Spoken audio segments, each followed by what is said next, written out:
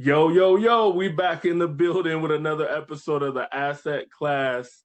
Look, that's my man Jesse. My man Earl. Look, Jesse is one of the best business coaches in the world. When you want to get into the different KPIs, when you want to get into your different relations with your employees, contracts, the whole shebang, there's nobody better on the planet. He's the founder of Bullseye Consulting. My man Jesse. Right, my man Earl. So, bro, when it comes to taxes, like that's a conversation that we don't talk enough about as entrepreneurs. We are so busy chasing the bag, so committed to chasing the bag that we oftentimes forget to protect the bag. And Mm. one of the protective measures to the bag is an effective tax strategy, a proactive tax strategy. And what a proactive tax strategy says, when we do X, Y, and Z, we're going to be able to mitigate or eliminate the tax exposure up front so that at the end of the year, Uncle Sam ain't got nothing to say about that. When we are not intentional about having a proactive tax strategy, then again, we hustling backwards because we chasing the bag, but we ain't protecting it.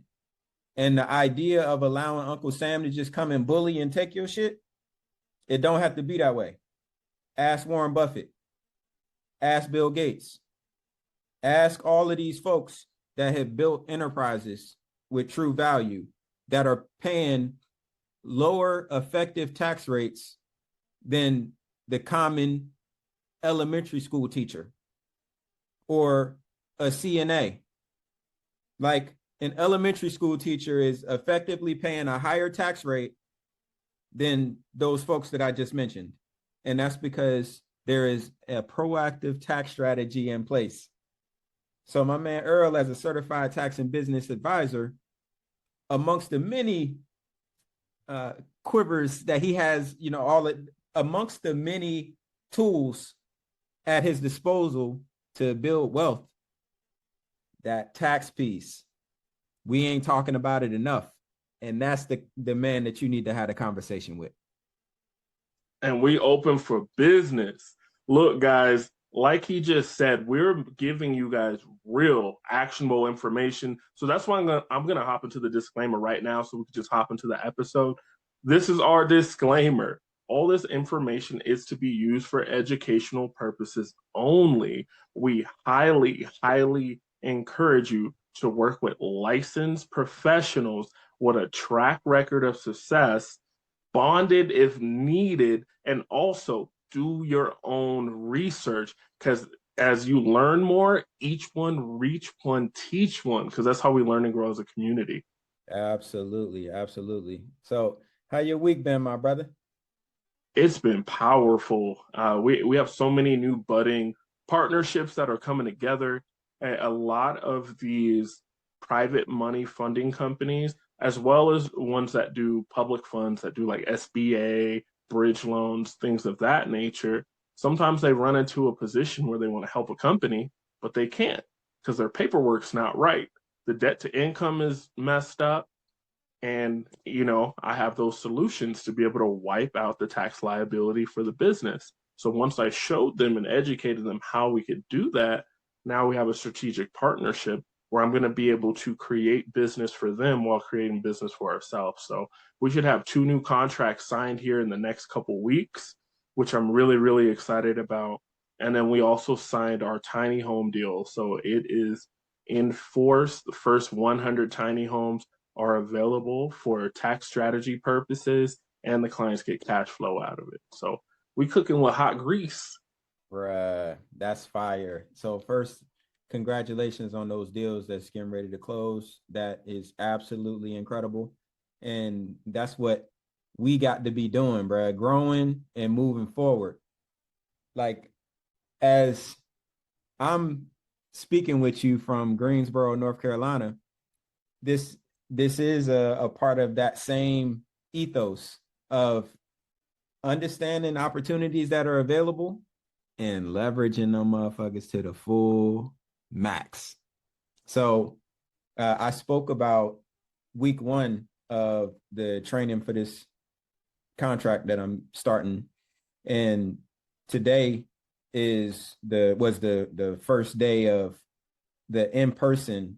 So I got to meet the owner. Now this dude, he started the company 12 years ago, and they getting ready to cross 80 million in revenue in 37 states, 250 employees. Like, inspirational stuff, bro. Doing consulting, like what has become a passion and purpose work for me. So to be surrounded by these folks that are talking about business in a different kind of way, where, going back to the opening of the show and talking about your piece on the tax side, it's so many layers to that conversation. The highway robbery that comes from operating as an LLC versus converting to an S corp, or understanding when you need to have a C corp, and you draw on that dollar of income the same way that Bezos does with Amazon. Like, all of this stuff, and the taxes, that's just a piece. That's just a piece of the equation. When we start talking Right. about revenue, like I mentioned, chasing the bag. Well, one of the things that we don't talk about enough is, are we chasing profitable revenue? In other words, when all is said and done, is there a profit margin engineered into the pricing model that ensures that all of that revenue that's generated is actually profitable to the bottom line? And when you're not intentional about understanding the components that goes into actually generating profitable revenue, we end up falling into that space where we hustling backwards. So the client that I had that, they hit their milestone of 2.1 million and spent 2.3 in expenses, that was because they weren't bringing in profitable revenue. But I'll tell you this, when they sold the $250,000 job, the dopamine was flowing. It was hit. Mm-hmm.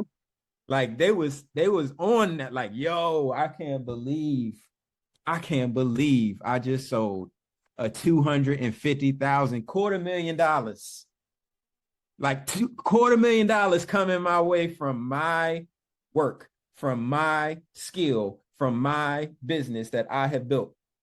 That feels great when it's sold, until at the end of the year and you're looking at a $200,000 loss because those jobs were not profitable to begin with. So we absolutely cannot, for one, be complacent in these times that we're in. But most importantly, when it comes to the escape hatch from all of this shit that's going on in the economy right now in the form of owning a business, we can't create a prison for ourselves, right? It's about hustling forward.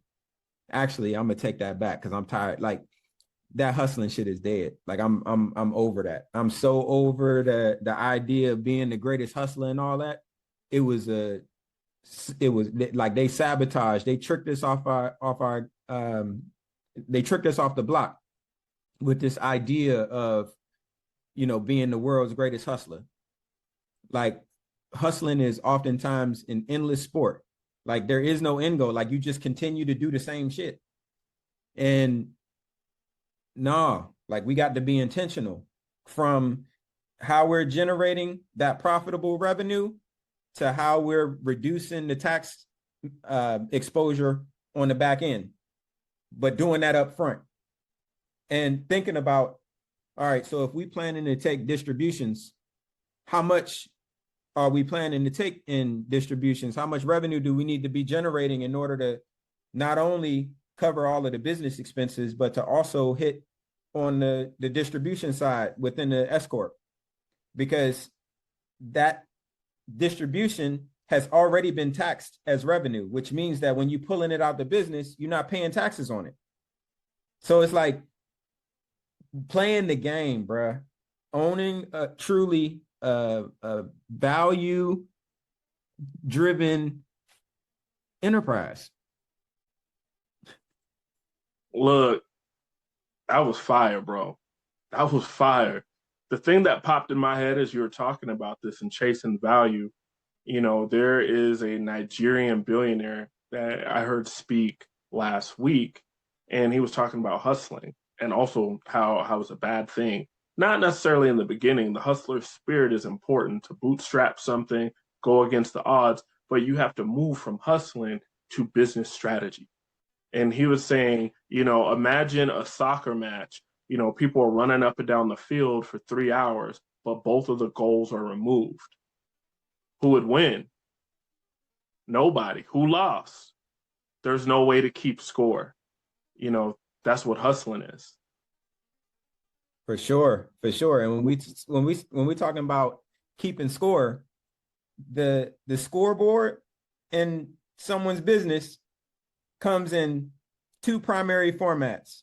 One is referred to as the profit and loss or the income statement, and the other is the balance sheet. So operating the business without paying attention to those two scorecards, the equivalent of removing the goalposts. What are we doing? We just running around on the field now. Like, it's not an organized game because we ain't taking score. We just out here for funsies. That's the equivalent, bruh. Yeah, it's just burning calories. And I love what you do and the intricacies that you have and how meticulous you are, because I'm at a point now where I've come across businesses that we've helped and my partners have helped where they got back $100,000 that they thought was going to Uncle Sam. But because they don't have the right systems and framework, they still blew it. Their business ended up with the exact same results as if they didn't get that $100,000 back. And it's just like we've said so many times on this here very podcast. When a good person meets a bad system, the system wins every single time. So we have to start operating with systematic thinking. We have to move with strategy.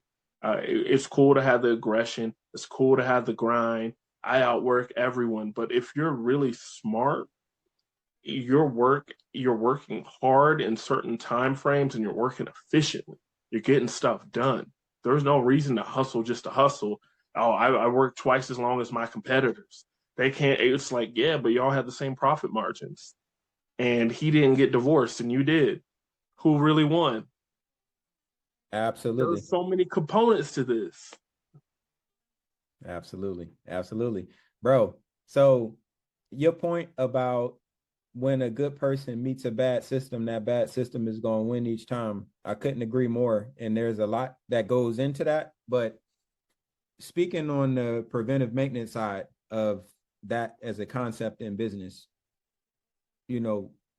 when thinking about building a team and assembling the greatest talent that one possibly can put together, it's like a 5-step component, like 5-step process that creates the framework for there to be true accountability when it comes to someone's performance. So before ever thinking about hiring somebody, like in the interest of planning for war in a time of peace, we're thinking about, well, what does it mean to actually set clear performance expectations of like what good actually looks like? Because it's very easy for us when we got 1,000,001 different things going on as a business owner, we bouncing back and forth from all of the different things that are happening within the business. And then all of a sudden it gets to the point where, oh crap, I can't keep up with this. So I have to bring somebody on now. And then we bring that person on through the sheer necessity of survival and be upset because what we as business owners define as common sense doesn't match with the people that we've hired, which is a false flag in full context. Because for one, there is no common sense in business. Like when we think about the whole concept of what common sense is, and this is my processing on it. Common sense is nothing more than our lived experiences and how we apply them to any given challenge that we may face, or how we react in situations based on the experiences that we have. Now, the thing about that is everybody has different varying degrees of experience in life. And literally, so it can be a room of people that have the same exact experience. In that room, it's going to be multiple interpretations of that experience based on what has developed them into who they are as a person. So how that translates into business is when we don't have clear expectations, then whatever happens, happens. We just in the wild, wild west. So those clear performance expectations that flow down to a job description that gives the measurements of what good looks like. And then those clearly communicated, expectations to the actual employee to make sure that they understand what the assignment is. And taking it from there, like ensuring that there's a clear and robust training process along with the necessary resources to get the job done. Because when you send someone when you place someone into a role and don't give them the tools and equipment to be successful, then what do you expect? So like making sure that training process and the appropriate resources are actually in place, which then brings us to having a clear way of measuring what good looks like. In other words, I see this with trades businesses all the time where the work assignment process is haphazard at best, completely reckless at worst. And what that looks like is, so I spoke about the $250,000 project that got sold. Well, again, we got all the dopamine flowing because we sold the $250,000 project. Ooh, the bastards, bring it up. And then we go assign the work. And the work is, all right, so I need you to frame that wall over there today. With that work instruction, with that assignment, that wall framing is going to take as long as it takes, because there was never an expectation. There was never a clear, measurable expectation set. So if we say, all right, that wall over there is, this amount of square feet, and based on that amount of square feet, it should take you roughly this amount of time to frame it. So I need you to start your day with getting that framing done. Well, now the person that's framing that wall understands that they have an amount of time that framing should take, which means if they make it halfway through the allotted time and they're not halfway done with the task, they can proactively come to their supervisor and be like, look, bro, I know you told me that framing this wall should take this amount of time. There's no way in hell I'm gonna hit that, bro. Like I must be missing something. Like you gotta put me on game. And that comes from setting a clear expectation. Again, that amount of wall real estate should take that amount of time, period. Now, does that mean that every single wall with that square footage is going to take that exact amount of time each time? Hell no. It's always going to be variables that pop up. But the thing about that is as those variables do pop up, if the person that's framing the wall doesn't understand that there's some kind of standard, then they just push through those things and they never get identified. They never get discussed in the context of how do we prevent those things from happening again, or how do we plan those into the job to make sure that we're being compensated for those things moving forward. We just end up working through it. And now you just built that into your process. You just made your revenue not profitable, because that component that has to get done each time when framing a wall that didn't get planned into the job initially, that the technician is dealing with, that's all payroll that's going out, and it wasn't accounted for in the original scope of work. So now we dealing with a whole nother issue. So again, making sure that those expectations are actually measurable, which then comes down to making sure that we got clear, actionable feedback and accountability. Like that. So on the feedback piece, for that same technician that got assigned the framing of the wall, and we know that, you know, based on that square footage, it should take that amount of time. Well, when the technician ends up taking double the time, what actionable feedback looks like is, all right, so check it out. When we assigned you that framing task,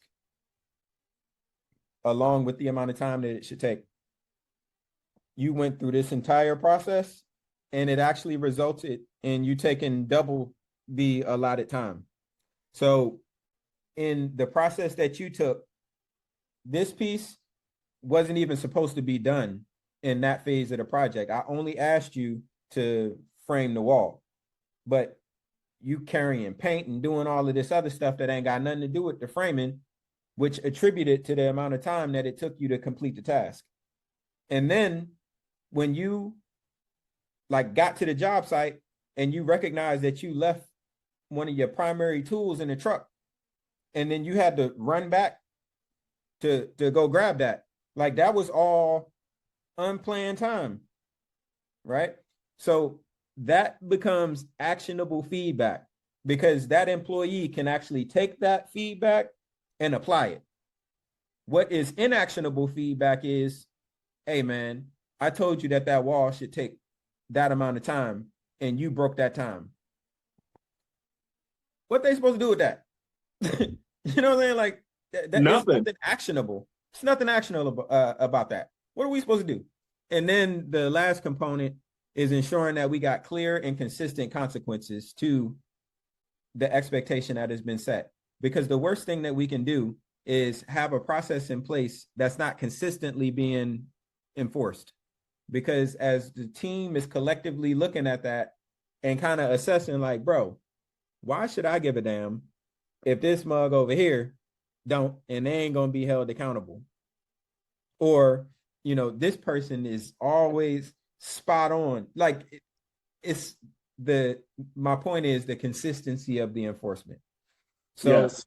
with those 5 components of making sure that the expectations are clear, ensuring that there is clear training and appropriate resources available, ensuring that there's a measurement strategy in place so that you can actually measure what good looks like as opposed to just feelings, having the clear actionable feedback delivered, which then lays the framework for there to be consistent enforcement and consequences accordingly, is a quick 5-step framework to prevent falling into that space of introducing a good person to a bad system. That's powerful. And if they're really listening, you gave so much game there, because it shows the reality of your SOP and how you are moving inside of your company. The manner in which you communicate with your employee is a direct correlation to your bottom line, to your payroll, to your customers' experience, to the ratings you have on Google. All these things are linked up, and you so eloquently just flowed through that to show why we have standards and why we talk to people in an actionable manner.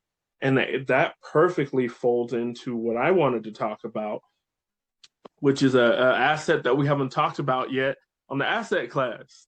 So it's called captive insurance. Have you ever heard of captive insurance before, my brother? I have not. Captive insurance is one of those super rich guy secrets. It is one of those things that's been around for about 50 years. And it can, for some, disclaimer, be exactly what they need in their business for risk mitigation and serious tax mitigation.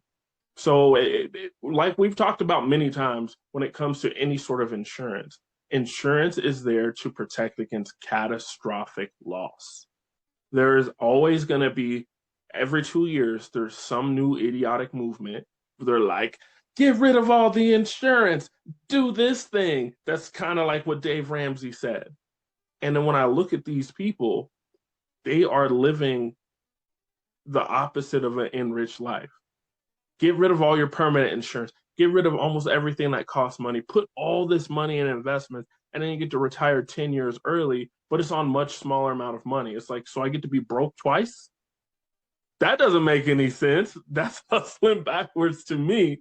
But having some form of insurance to cover catastrophic loss in different areas of your life is very important. We all understand why having good health insurance is major. And as a business owner, making sure your employees have those benefits is key to having morale high, to having people show up to work because they can take care of their stuff, take care of their stress, take care of all the things they need to show up healthy, bright-eyed and bushy-tailed. That's very important. Having insurance on your business to cover catastrophic loss, to cover things getting burned down, stolen, all these things are important. But in this current economy, I have to say the Department of Insurance in each state has failed the business owner and has failed the citizen. I used to write property and casualty insurance, so that's auto, home, boats, umbrella, a whole bunch of stuff.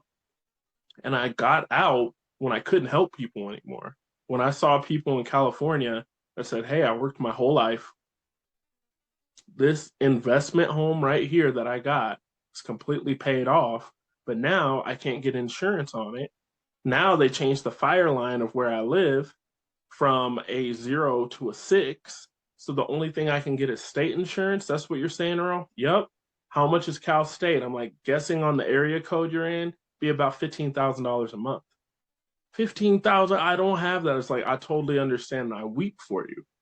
I hung it up that day when I couldn't help people anymore and I saw the state of California, Oregon, Colorado. I could list a whole bunch of states that didn't do what they need to do. So what are we to do, especially as a business owner? Just pay those bloated fees and try to make it up on the other end? Are we looking at it as, hey, it's a business expense, I get to write it off?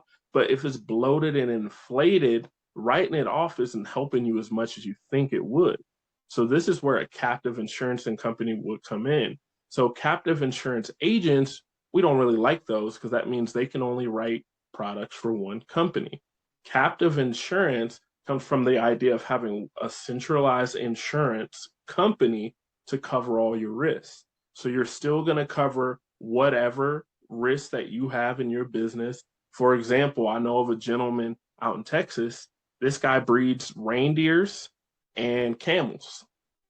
And, he can't call up State Farm and say, hey, yo, I need that camel insurance. It doesn't exist. So how can he insure against that loss if there was a catastrophic loss? Captive insurance.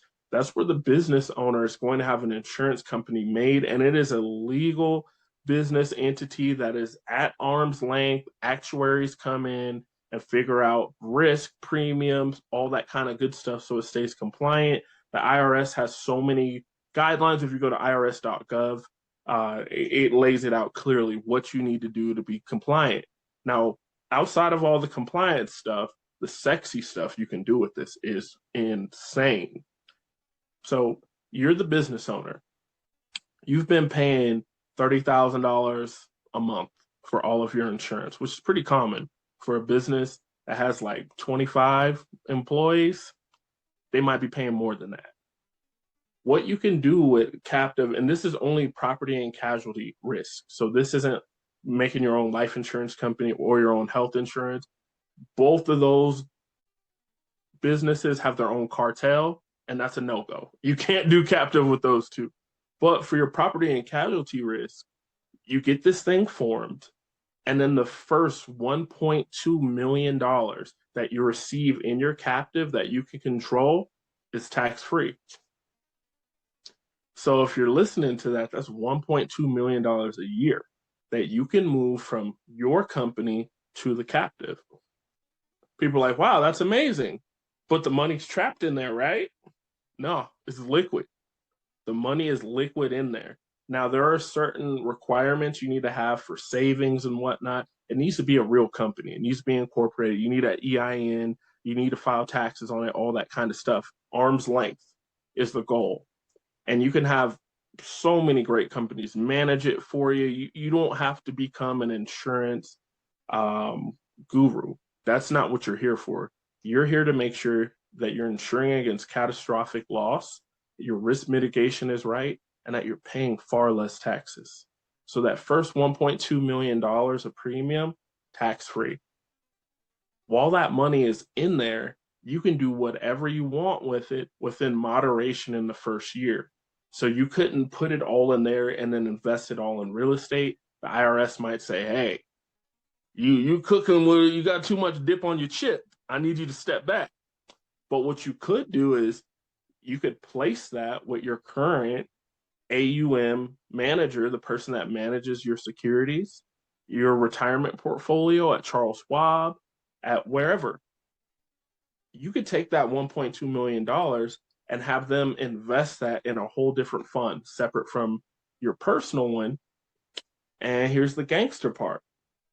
You only have to pay taxes on 30% of the gains that you get off that 1.2 million. So if you're listening to me, you're getting a $1.2 million tax mitigation. You're able to take that money over here, have that money make money. If we assume it's making 10%, that $1.2 million made you $120,000. And then you're only paying taxes on 30% of that. So you're only paying taxes on 30% of that 120. Insane. Insane. And it's something that I feel like most people don't talk about because they're afraid of it. I want to say 5 or 6 years ago, Or do people they ended know up about it? right, right. And a lot of people will shut it down just because it has the worst name ever. Like if you wanted to turn a woman off, be like, I'm about to give you that captive insurance game, girl. Ugh. That's two unsexy words. Captive is already not sexy. Insurance, everybody hates insurance. So putting it together, it is the unsexiest name ever. And maybe that's why they did it, you know? So you got to really know what's going on. But it is a beautiful, beautiful place to be able to help your business out. You still pay out your claims and whatnot. So let's say a water pipe bust, and that's covered by your captive. The money would come from the captive to pay your company. All good. You still got to make sure you pay out those claims so you're staying at arm's length, you're staying compliant.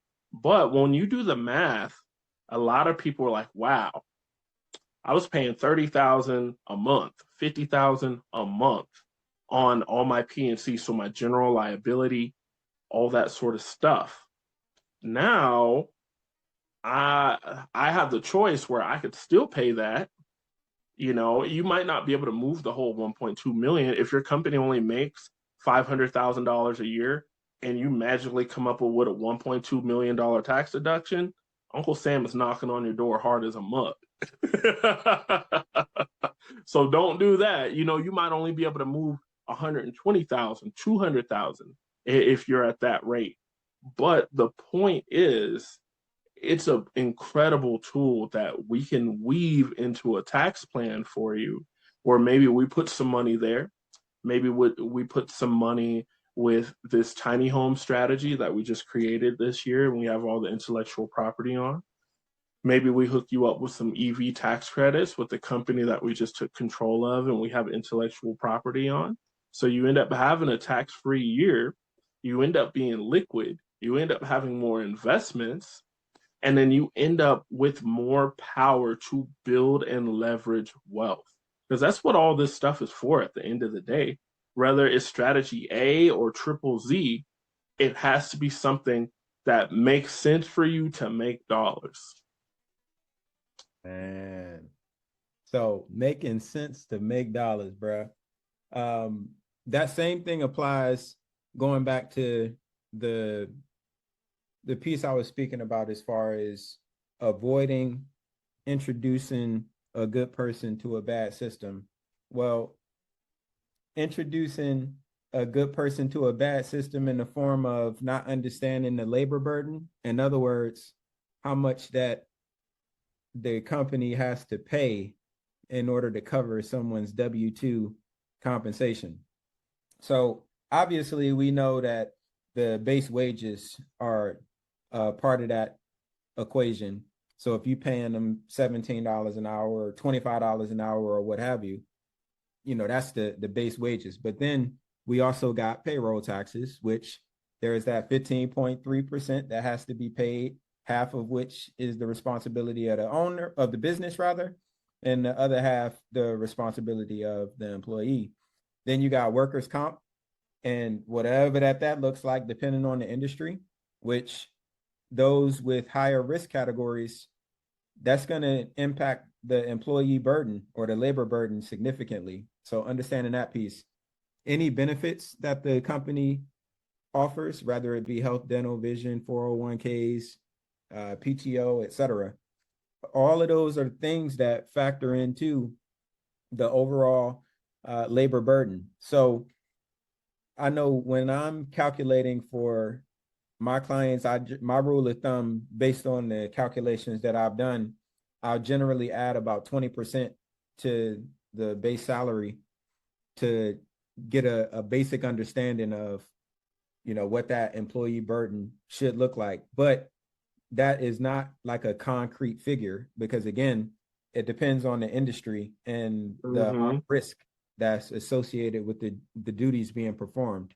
So, all of those things factor in. And once we understand what that labor burden is, then it's a matter of what our labor utilization rate looks like.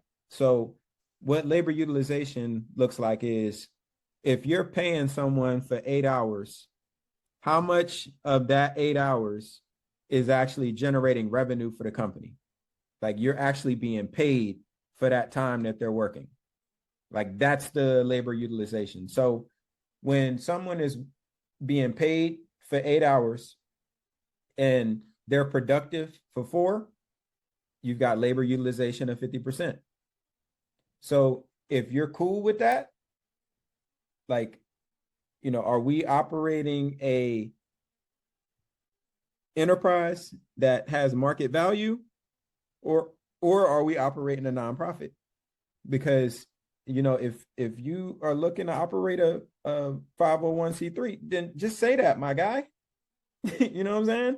But to ignore the actual utilization of what the employees are doing, what are we doing? Now, with that, to set someone's utilization rate at 100%, that's not realistic. You know what I'm saying? Like, we human beings, people got to use the bathroom. People, you know what I'm saying? Like, 100% of the time is not going to be paid for. A good metric to kind of aim for is 85% across most industries. Like, that's a good goal to have. So in ensuring that the revenue is actually profitable, that is where we're actually having the conversation about how much time that they're being paid for, that they are actually producing revenue for the company. And if the time that they are not producing revenue for the company is higher than the time that they actually are, then we having a whole different conversation. Now, in that, speaking about the profitable revenue piece, understanding break even. So, and that's the beauty of having these conversations, because this is all stuff that I know, but like, I don't be thinking about it all the time. But as I've been having these conversations with this training that I'm going through, it's just like it's a quick refresher. And as I'm thinking about it, it's like, bro, for one, I'm about to be putting out content talking about all this shit, which is part of this process here on this here program. But most importantly, getting the information out, because none of this stuff is rocket science and it's not top secret. You know what I mean? Like, anybody with the ability to hop on Google and I'll use Google. I'll reference Google just, because it's easy to. I don't even use Google no more. Like I'm a Right. Perplexity guy. But whatever that your search engine of choice is, or AI of choice, the information is out there. We ain't talking about it enough, and we ain't doing nothing about it to make sure that we're controlling what that looks like. So what I can tell you is there are businesses paying hundreds of thousands of dollars to get this information. Do with that what you will. Oh man. Bruh, that's fire. And I'll speak to that piece just a little bit here because I know we got some socioeconomic stuff to talk about. There's a lot of wild things happening in these streets. Even with that information being out there, having the confidence to act on it and execute on it without having an expert to mentor you through it is not something that the layman's gonna do. Wait, you and I, we'll go mess stuff up. We'll go hit our head on a brick wall until we figure it out. Average person is not built like that at all. They want someone to assure them that they're making the right choice. But anytime I look at someone who is like a founding entrepreneur, they're just down to try things. They're just down to figure it out. And you know, There's talking a cost about to it. yeah, yeah. Sometimes you get that belt to ass. And that's a way to learn lessons that you'll never forget. Shoot, look, speaking of belt to ass, we got two assassination attempts back to back on Sam Altman. Sam Bro, Samuel Altman.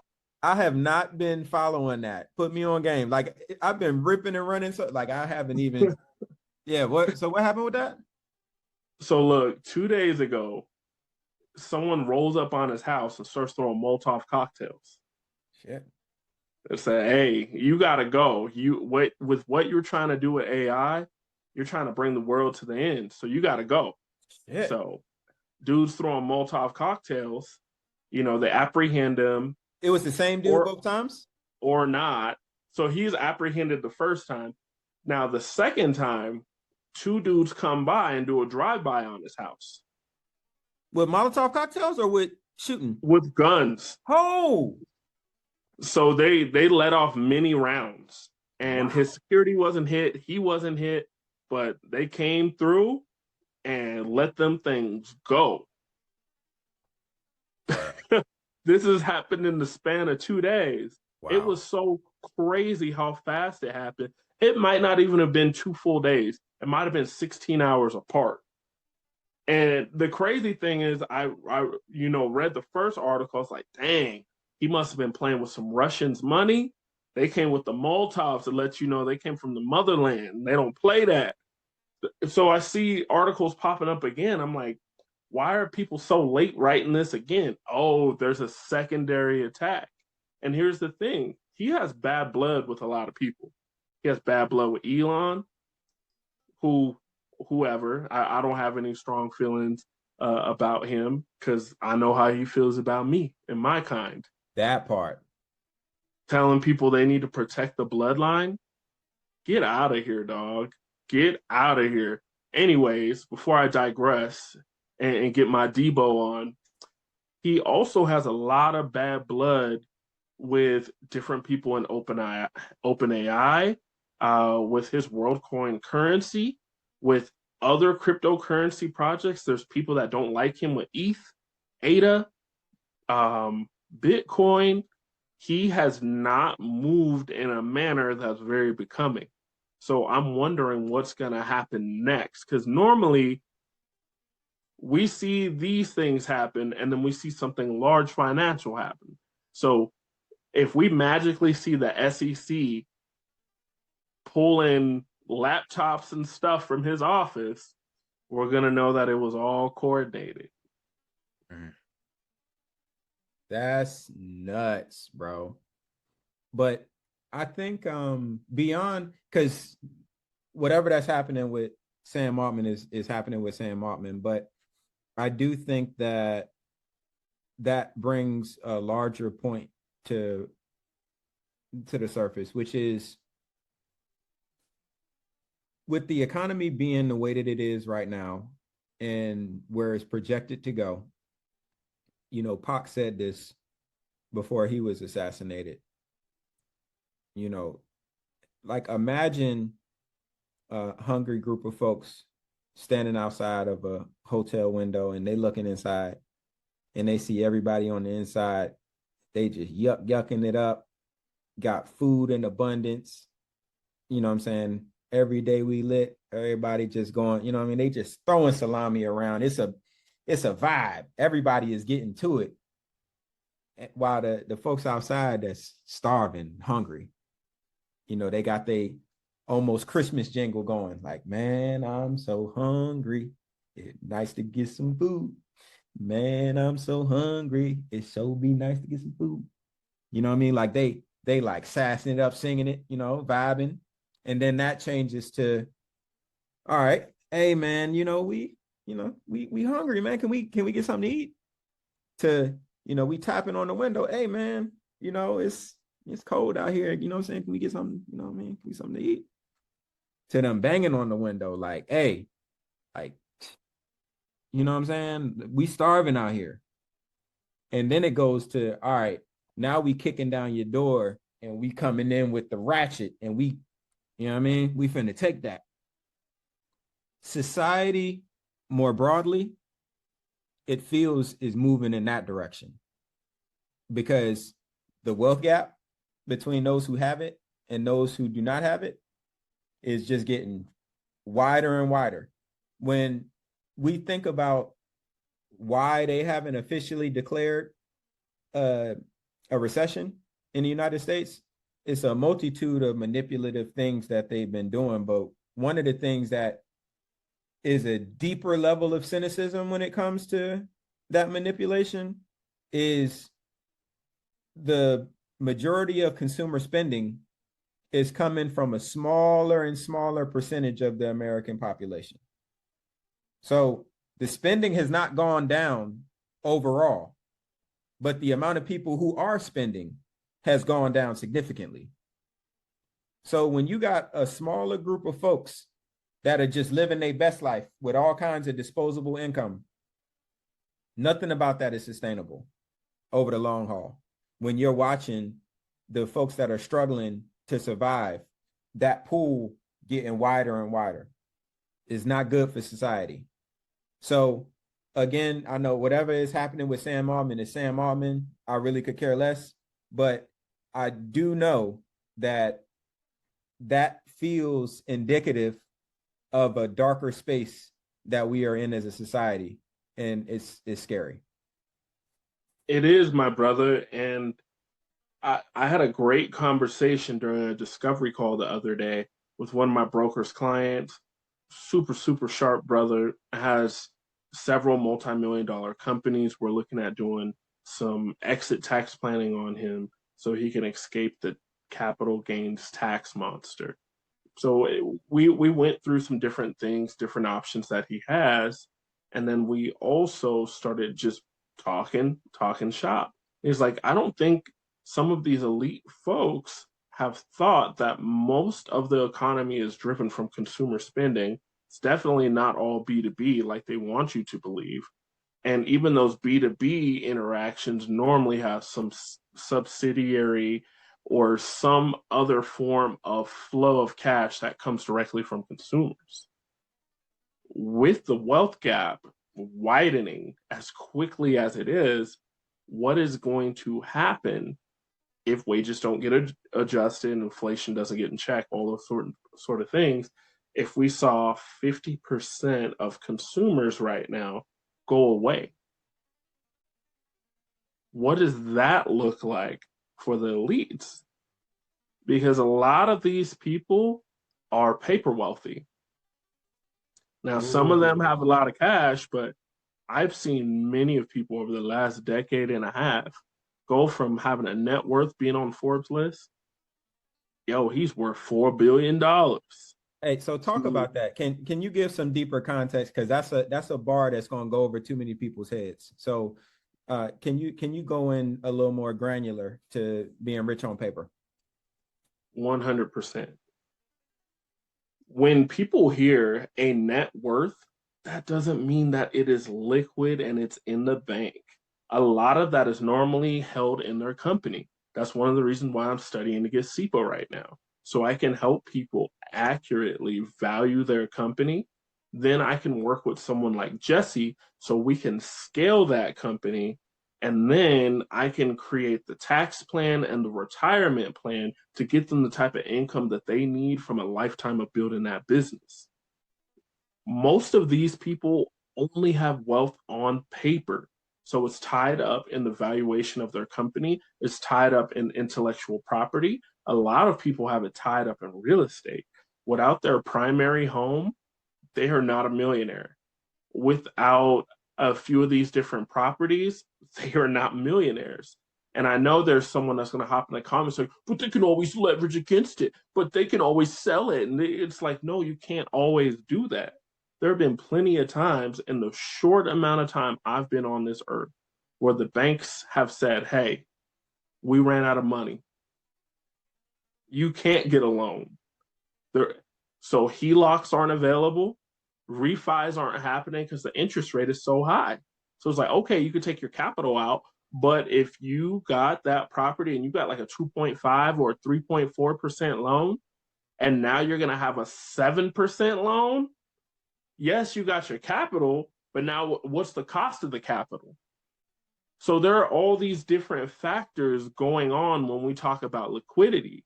So there are many, many people. One of the things I learned from Grant Cardone and being in Cardone U and all the different stuff and being involved in his programs and sharing my story on his channel and all that kind of stuff is that some of these folks, we look at them with admiration as being hyper wealthy.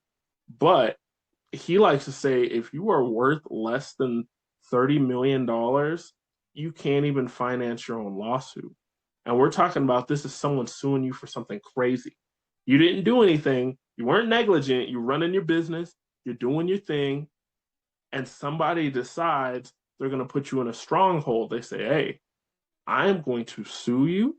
And I'm just going to keep this thing going until the court fees run through all of your money. Then I get to buy your company for pennies on the dollar because you're going to have to file chapter 11, chapter 13. You're going to have to do some form of bankruptcy to stay solvent, or you might lose it all. That is a move. That is kind of like how people get into some hostile takeovers. That's a whole nother conversation. But he pointed out case after case after case of people that we thought were wealthy, but someone else financed their legal stuff for them. Just like we look at Meek Mill, how much money he made. He made like $30 million, $40 million in his lifetime, did not have enough money to cover his legal stuff. Jay-Z covered it. We look at Lil Wayne, who has made hundreds of millions of dollars, didn't have enough money to cover his legal stuff. Jay-Z covered it. Like Jay-Z has covered the legal fees for over 8 different artists and then different people too, where it was just some civil stuff where people weren't getting treated right in the system. So it is so important that we separate that, because a lot of times someone will get on Facebook and say so and so is worth 1.4 billion. If they paid this amount in taxes, it would feed all the homeless. That money's not even liquid to pay out. Let's start there. Secondly, sometimes you can't make the money liquid. If it's enough shares with enough value, who's going to buy it? It has to be bought. It just can't magically get sold to no one. Who's going to buy it? Who's going to absorb that amount of money to kick out the money and then help all the deserving people that are missing meals? So it's more nuance to it than that. Absolutely. Absolutely. So, we would not be us to not also give the update on the world stage. So it is absolutely astonishing to me, Earl, every week how we able to come back to this program with another astonishing piece of reporting, like the genocidal intent of the 47th president of the United States is absolutely insane. So from the last time that we met, he sent out one of his truths, and it said, and I quote, "A whole civilization will die tonight, never to be brought back again. I don't want that to happen, but probably will. However, now that we have complete and total regime change, where different, smarter, and less radicalized minds prevail, maybe something revolutionarily wonderful can happen. Who knows? We will find out tonight. One of the most important moments in the long and complex history of the world. 47 years of extortion, corruption, and death will finally end. God bless the great people of Iran." Like, so we just declaring genocide now. I Casually declaring genocide, dropping F-bombs. Remember that one time we had a black president and he wore a tan suit and they wanted to impeach him, even though Reagan and Bush Sr. and all these other guys were. But this man is literally talking about wiping off a bloodline from the earth casually while posting pictures of him as Jesus Christ on Truth Social. When I saw the statement, I was like, this has to be a parody. This has to be like some left-leaning people that are just trying to make him look worse. No, it was real. And then I saw the image. I was like, this has to be the Onion or something. Nope, it was also on Truth Social. So we're at a point where I'm beyond a loss for words. And it's interesting to see. I still know of some people who outwardly support him and they make sure you know it every other day. Hey, I still support our president. He's our president. A president is a president, White House resident. Yeah. What has happened to our company with the stripping of our military intelligence leaders, our domestic and homeland leaders, the structure of the FBI, the weaponization of them, and the IRS, and the Justice Department, the Department of Defense. the Department of Defense, the straight up like hook and crook of billions of dollars going into organizations that are controlled by our current president, where he can do with it what he wants with no reporting. Even just the amount of money that's charged for Secret Service agents to stay at Mar-a-Lago, which he owns outright, is paid off, but the tens of thousands of dollars per night per agent, it's just the most egregious thing that I've ever seen in my time. The only thing I can think about that is a parallel to it would be when we're talking about ancient Rome and we're talking about leaders that ended up getting the Julius Caesar treatment because the people were just over that level of corruption. I don't really have words for it, my brother. Like I'm literally at a loss for words. And my words tend to go in the direction of what this does to the world at large, because the United States has been the like leaders of good, and that's debatable, but by and large the United States had done so many things to stabilize the world at large to a greater extent than human history had ever produced on its own, that the means kind of justified the ends when it came to some of the wild stuff that the United States would engage in behind the scenes. Now, however, it's almost like a perfect storm where the United States went from having, homogeny over the world for the most part, to like breaking up the NATO European alliance and threatening to, like, let's not forget that he threatened to annex Greenland. Like, that wasn't too long ago.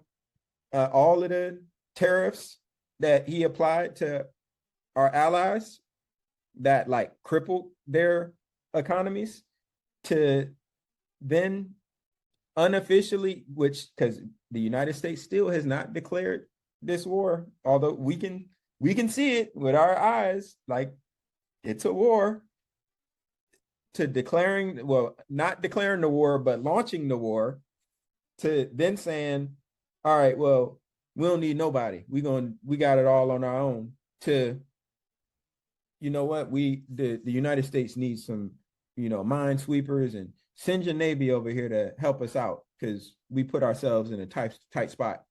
To Mm-hmm. now the word to proactively declaring war crimes on a world stage, to And now threatening 50% tariffs on anyone who doesn't help us, even though we said we didn't need their help. to then the public declaration of genocide, people. Genocide. Yes, genocide. So when we think about what that looks like in the future, I do not, for the life of me, I can't see how that is going to bode well for us. And with all that has happened in the Middle East, because the reporting says that the majority of the bases in Middle Eastern countries have been damaged beyond repair. Well, I won't say damaged beyond repair. Anything can be rebuilt, but it's currently uninhabitable, is the reporting. The majority of the bases are uninhabitable. And as a result of that, the United States has had to send our service members into hotels in the country. And, so that 7-star hotel that got hit, it was because we had our service members in it, which then makes it a target. Because when a war has been declared, wherever the enemy combatants are becomes free game. So, like, that's something that the United States historically would have called out when, if opposing forces do something like that. Like, you can't, they've been saying this in Gaza, where they had like weapon caches built underneath hospitals and all of this stuff like that. The moral high ground that the United States has stood on for a very long time has been exploded. And it's hard to see how there can be a reconciliation that benefits us in comparison to the stature that the United States had earned prior to all of this. So It's almost like the thing that pops up in my head. Now, it's like, and I don't know if we can turn. I don't know if we could show the humility based on who we have been as a nation, but an impeachment and so much apologizing, and then releasing more frozen money and all these other things is something we'd have to do. But there's also consequences that come along with every time we unfreeze another so many $billion to Iran, because of the complexities of the different hierarchies, the different militant forces, their relationship with Iraq. Like, it's so much going on there. There is not a simple solution right, to us to just execute on. right, And it's interesting. I was sitting at the table and I was watching these two guys argue about it. I'm like, well, we had to do something.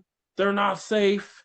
And it's like, well, the agreement that we had before, the strait was open. There was control over how much enriched uranium was going on. And then the sanctions, do they make perfect sense? No.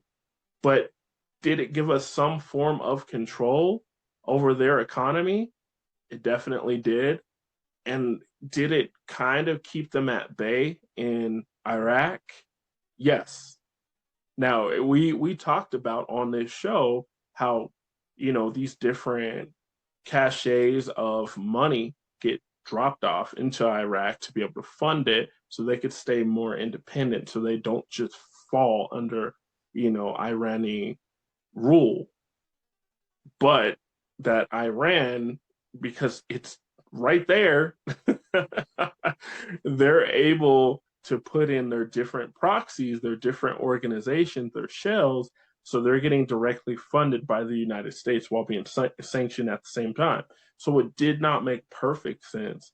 What it did was stabilize global markets because oil and fertilizer coming from this region are key and pivotal. And it's interesting that our president said he's going to go out and he's going to make sure that the price of fertilizer does not hurt farmers, where farmers were already hurt by tariffs, by many of his different policies, and also the fact that funding this year was taken away from minority farmers. So that includes indigenous farmers that have been on the land for thousands of years. This is Black farmers. USDA stopped funding the money they agreed to fund to Black farmers for not farming Black farmers, excuse me, for not funding Black farmers properly for 30 years. Because we got to remember, when Reconstruction happened in the United States, there were a lot of Black farmers. There were a lot of Black landowners. And the way modern farming goes, you have to take debt to be able to get all the seed, to get all the equipment, whatnot. And then when it comes harvest time, you're able to pay that debt off, you're able to pay yourself, and then you have crops to make it through until the next year to barter trade, all that sort of thing. The giant flaw in the system was they said, okay, we don't want to create and train a whole bunch of different agents. Here's what we're going to do. We're going to deputize everyone that was over the polls, and we're going to let them run the USDA. And you're like, oh, so the same people that were in the KKK that were not allowing indigenous people, Latinos, Black people to vote, you're giving them the ability to approve loans, deny loans, to set the balance, to set the payout rate, where some people would get 30% of their money and they would get it in a relatively quick time. Some people, they would make them wait 9 months so that they were on the brink of bankruptcy every single time. So it's crazy that there was finally this lawsuit that happened to be able to help out Black farmers, and USDA was paying that money out, and it was halted because no DEI. We got Black astronauts leading spaceships. Could you imagine if CK was still alive? Yeah. See, a Black astronaut? Oh, it's nuts, man. And people get on me. I'm not here to, talk ill of the dead and whatnot, but also we're not going to let people skate on what they stood on and the conversations that they had. I rewatched a conversation between him and Candace Owens where essentially they were saying, Hitler only messed up when he went outside of Germany. If he just would have stayed in Germany, it would have been fine. What? We can never ever normalize genocide. We can never normalize a systematic injustice against people for any reason, because if there's injustice anywhere, there's no justice anywhere. Right. No, 100%, bro. And this is where we are.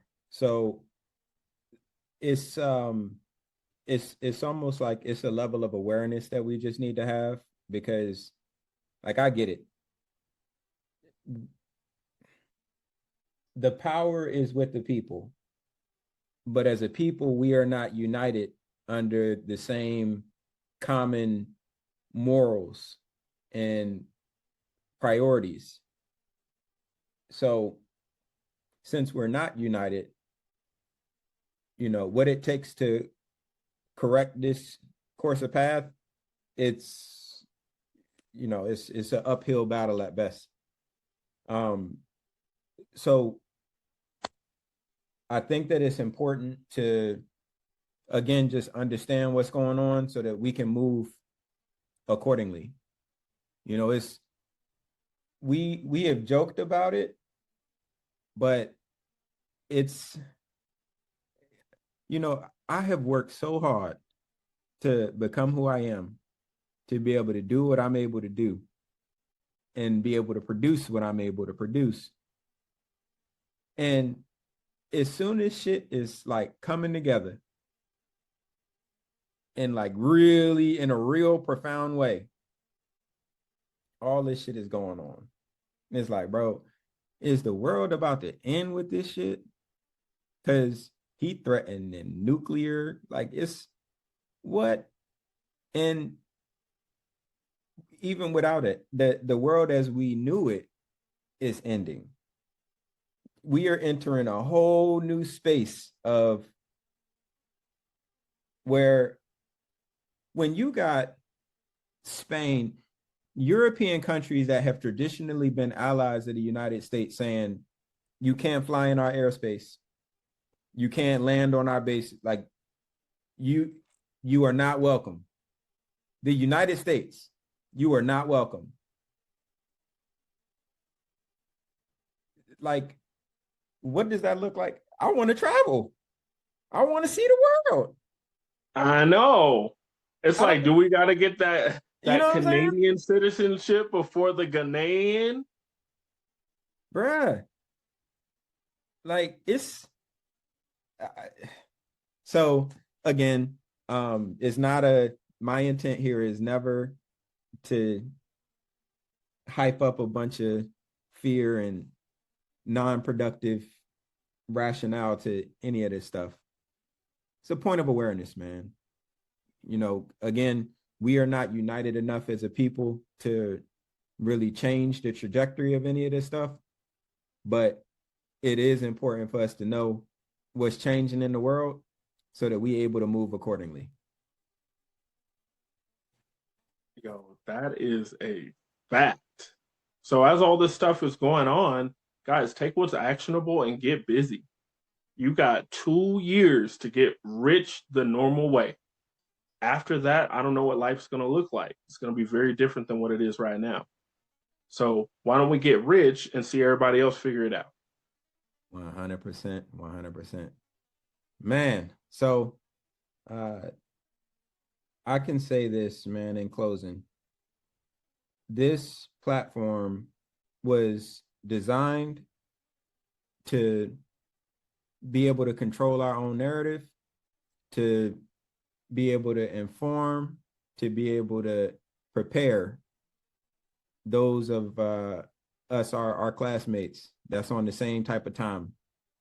So with that, I'm, as our audience continues to build, all that I can express is deep gratitude to that.